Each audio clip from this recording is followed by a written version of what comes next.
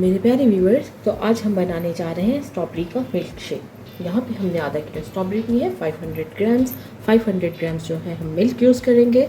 Strawberry का हम ये वाला हिस्सा सिर्फ कट कर देंगे, ये हिस्सा, बाकी साबुत ही रहने देंगे। हम सब इसी तरह कर लेंगे। 500 ml मिल्क ऐड कर देंगे, फ्रेश मिल्क लिया है हमने। इसके बाद यहाँ पे स्ट्रॉबेरी डाल देंगे।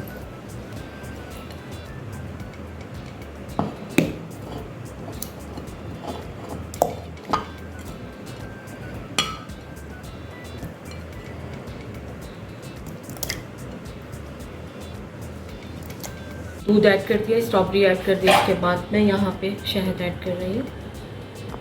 80 ml शहद लिया है। आप चाहें अपने मीठा जितना पीते हैं उसके हिसाब से आप ले सकते हैं। वाइट शुगर भी यूज़ कर सकते हैं। यहाँ पे आइस डाल देंगे। अब इसे ग्राइंड कर देते हैं।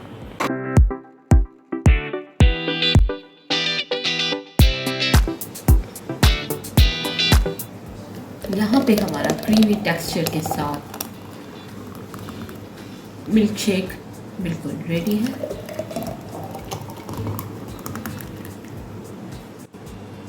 बनाइए, पीजिए, एंजॉय कीजिए। इसी के साथ इजाज़त चाहती हूँ। अल्लाह हाफिज़।